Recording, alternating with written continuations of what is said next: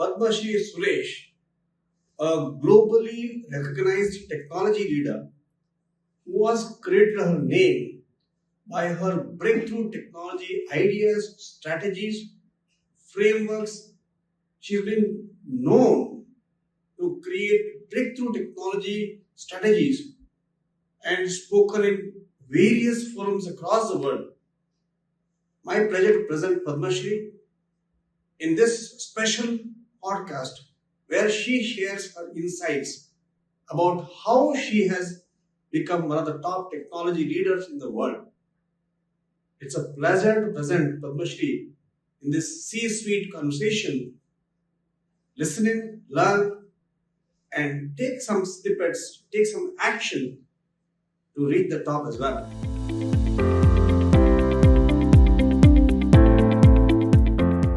Hello, everyone. Welcome to another session of our C Suite League conversation. And today we have with us a powerful women leader who has been a transformational leader with a proven track record of 3 decades experience working in Fortune 500 companies. She fosters culture of innovation, leveraging technologies like AI, cloud, data, mobile, and web to create innovative products to address the growing needs of the market. Thank you, Padmashree, for joining our C-Suite League conversations and welcome. Thank you so much. It's nice interacting with you all as part of this program. Thank you, Padmashree. And I have gone through your LinkedIn profile and I see it has a huge list of accomplishments from being an author of the technology specific book. And then I have seen that you have won couple of awards as well. It would be less if I talk about you, and it would be really, and I strongly believe that you can introduce yourself with much more powerful words. So back to you, Padmashree. So we would want to hear about your journey and your accomplishments through your own words. Sure. Thank you. But what I would like to highlight here is I just started like any other engineer as a fresher in a campus. Started my initial career with microprocessor-based programming because in 30 years back, that was the way people started programming. And it was a very tough journey at this time where today people would have not even thought like programming it in EEPROM, erasing it, and then remembering all the mnemonics in a very hard way. And then I moved later on with the compilers and other thing evolving. I just moved in developing it in C and Linux. I was in hardcore hardware, which is very core to which we call on the hardware layer, we write all the programming, Linux kernel programming and all. And then there is always a constant thing in my role that I have to keep learning a lot because we were working very close to the chip, and with the evaluation of the compilers and other thing, moved from assembly C, Linux, and then I moved on to C++ for developing programs. And that's where actually being so much of years with hardware and then moved to the front end or the UI aspect of it. And that's where I picked up mobile as a technology in 2012.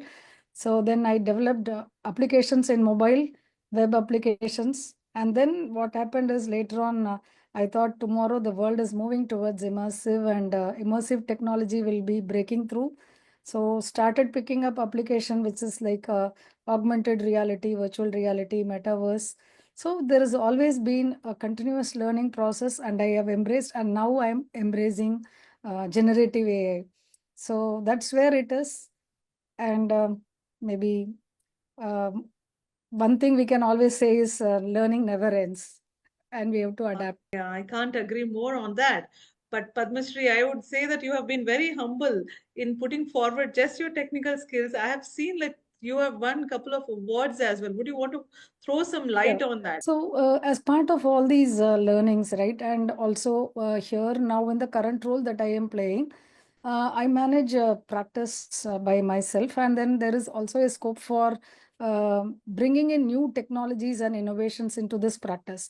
So as part of this practice growth, like bringing in new technology streams, we do something as an internal programs, and then we have to also make sure that these ideas are validated and these are good for the industry. So we participate in multiple hackathons wherein still I do coding and involve myself into these aspects, because then when you compete with the other one, you know whether your solution is really good, appreciated, and we are able to take it to the market.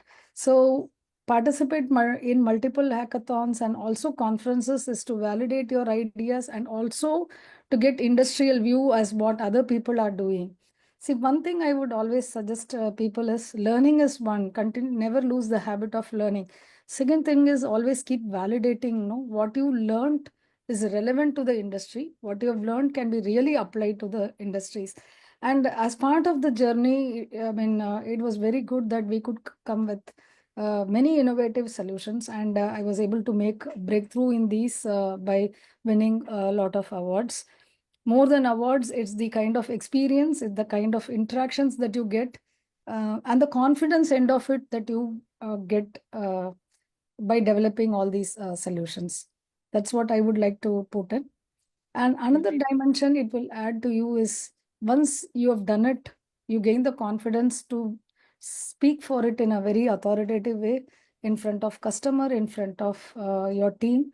That is another dimension it will value add to you. Yeah, I see. With the continuous learning, we keep our saw sharpened and are ready to take up any kind of questions that come up in front of us as a leader as well. Very, very well put forward, And Padmashree. this also applies to one more thing, right? In Iron Lady principle, I would say there's something called as accelerated skill building. Yeah. So if see the 27 principles, I would always keep saying that, see, if you Mhm. want, you have to learn fast, you have to acquire the skills, and you have to embrace it, right? Because only when you have that, you will have the power to speak or pitch in the right direction in front of the stakeholders. Very well said. Very well said. So I see, like, you are a core technical person, indeed. And so, do you see any other women leaders sitting with you, like, at the meetings or the conferences? Or how lonely is that place?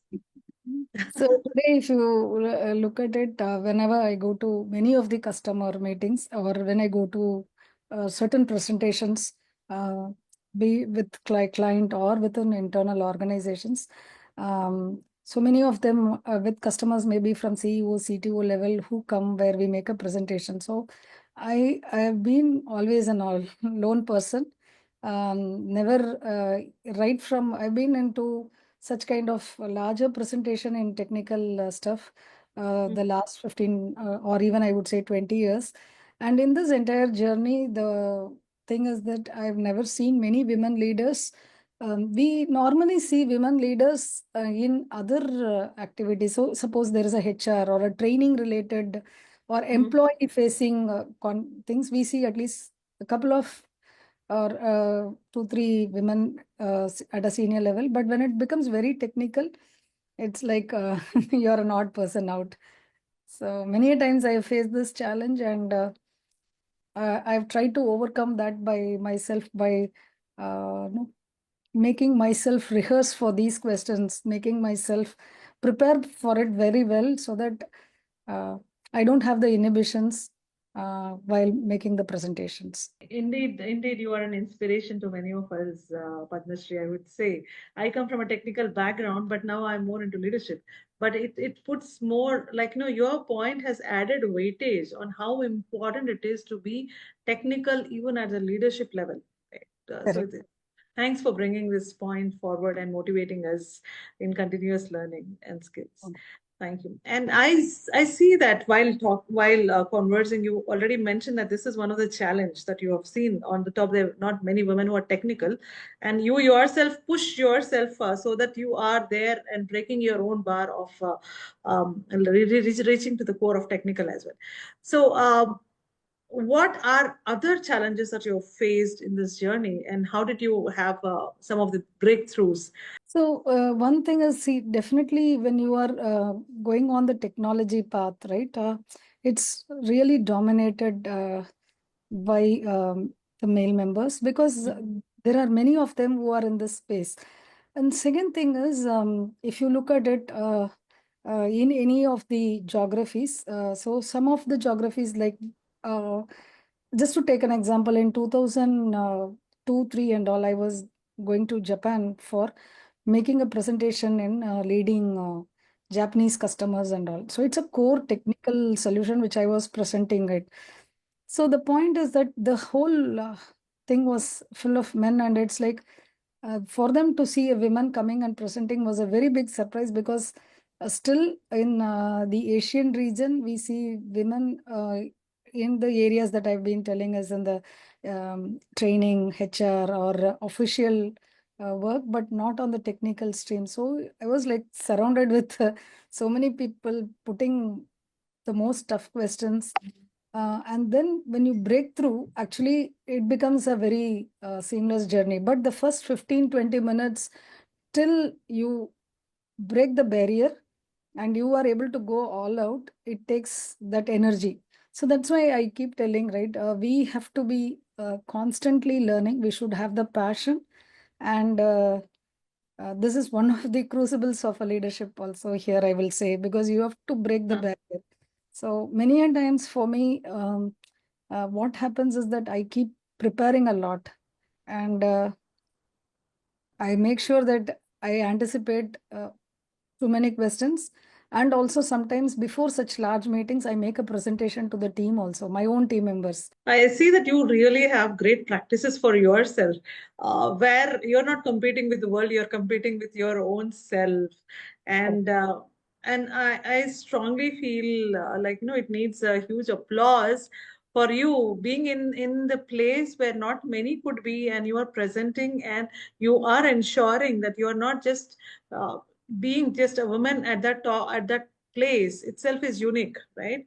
Though it is judgmental, it is still unique. And you have in fact broken the barrier, saying that you're not just equal but you are beyond technically when it comes to your peers, be it men or women.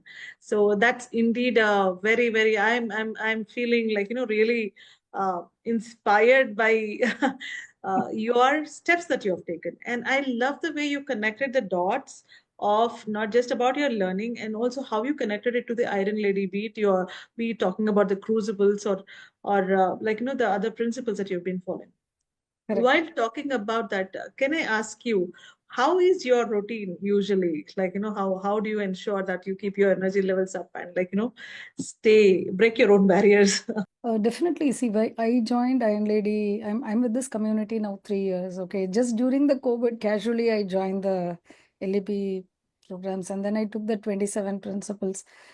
So the way when it all started is that so many of it so what happened is, even in my organization as a women, they put me through many training programs. So, but what I found here is it was never addressing some of the unique challenges of a woman, right? So there are certain inhibitions, a certain place where you feel you have to do. What I started doing after LEP is that I every time said I want to become a leader in the technology space. So I started doing my mirror exercise. Though it is very simple technique, you find it is very important. That's one thing I started doing very meticulously. Mm-hmm. Second thing is we learned in that LEP program that right? So eliminate, reduce, rea those four principles. What I started doing is, every time they used to say, right, yeah, if this job can be delegated to somebody and you can focus on you. I started doing. Initially, I was not having somebody to help me in the house in the evening, because normally evenings are very heavily packed because Mm-hmm. of handling different Yeah. geographies. So I started taking some help for my evening course, which gave me I came out of the guilt that I'm not preparing something very good, or I'm keeping what is left out in the morning for evening. And then I was able to concentrate the calls in a much better way. So Mm-hmm. that's one thing. I think we should take some help, is one thing that ERCC definitely helped me to eliminate all my unwanted thing. And the other thing that I kept on following is the thing of belief, right? You must actually have continuously, you should keep your levels, right? The mirror exercise is one of it, but still affirmations. This is one thing I learned, right? Keep telling the affirmation. Sometimes you feel very low also. You feel very motivated. So then do your affirmations and then come back with that and then no, keep going to your goals. Because many a times you will face this problem that this is not right. This is so you have to know to balance your emotions in the call, and you should know to retract very fastly also in the call because you cannot uh, what do you say, become very emotional at that point in the calls, right? So you should know how to manage your energy. So this is all I've been like definitely following, and the main thing I have seen is that these are very small but tactical things which I am now able to see a real good benefit. Wow. I started with that, and then I went to the 100 BMP program, and now I'm with the last one, which I'm yet to complete, but I'm saying this MBW. Okay. MBW, yeah. Okay.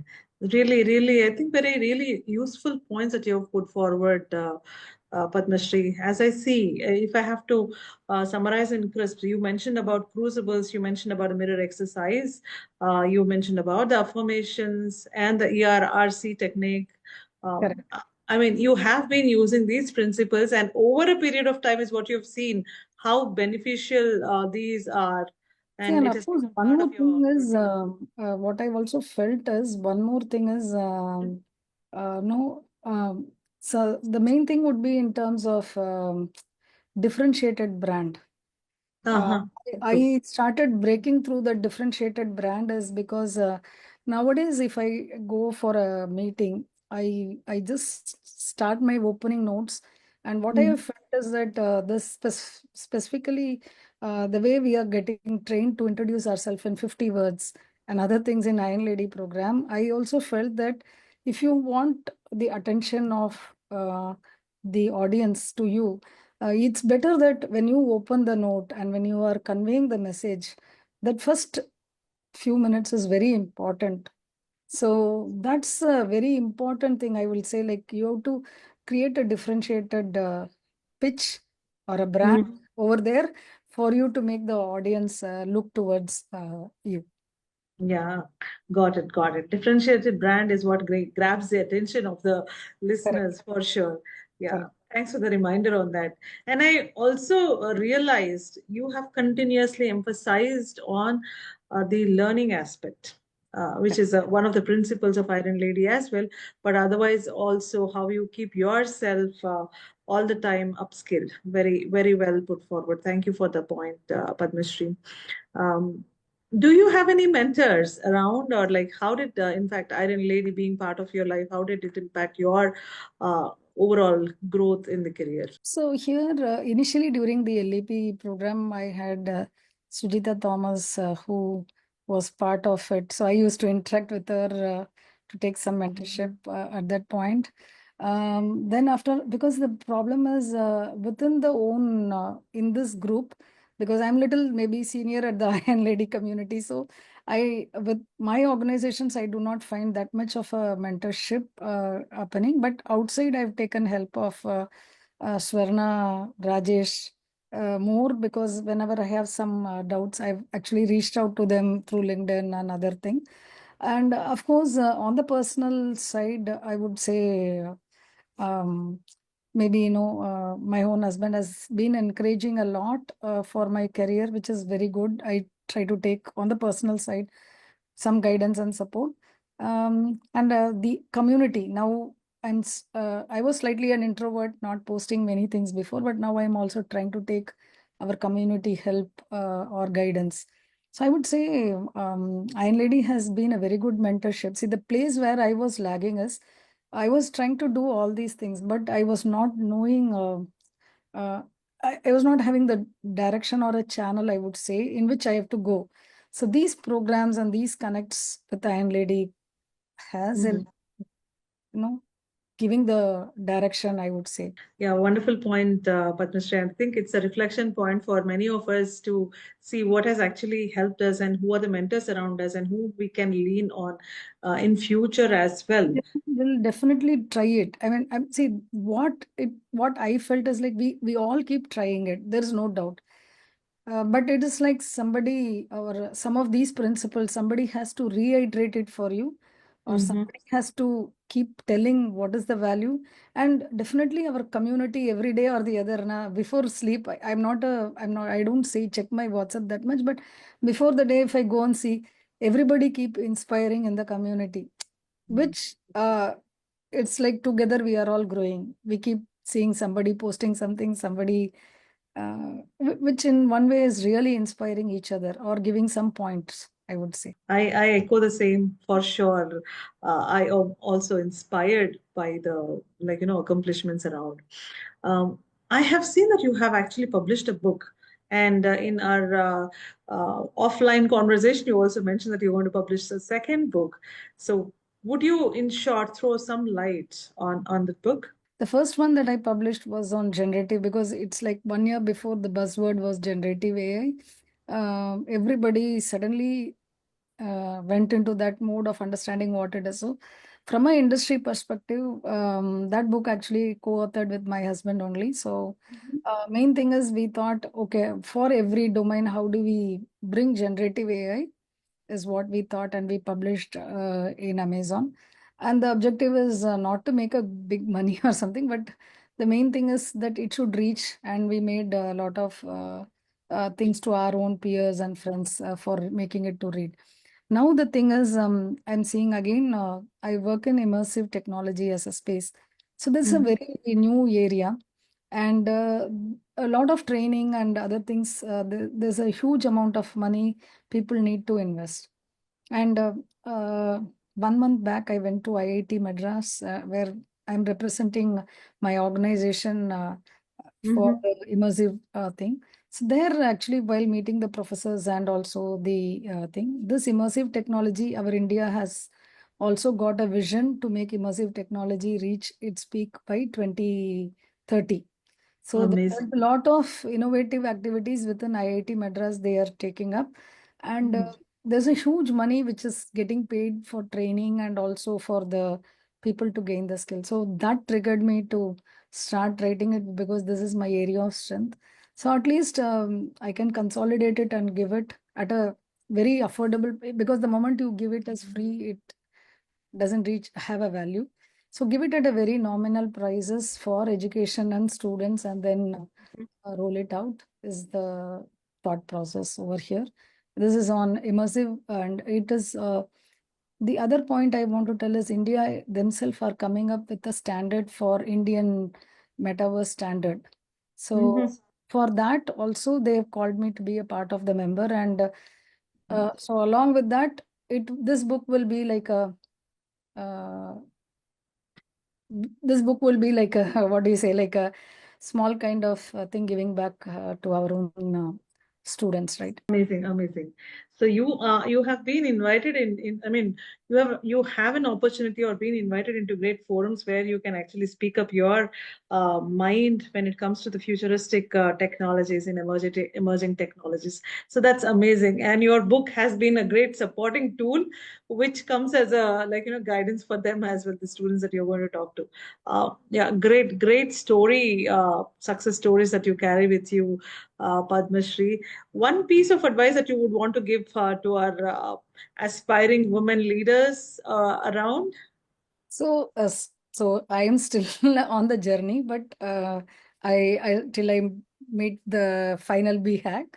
But what I would like to tell to all the young women folks is that be passionate with whatever you're doing, and don't compare yourself with anybody. Okay, you are unique, and your competition is only yourself. And every day try to break compared to the past what you want to do today. So this is one advice. Second thing is, see, like women, we everybody we will break for some phases in our life, be it taking care of children, parents, or any other thing, right? We hold certain moral responsibilities, I would say.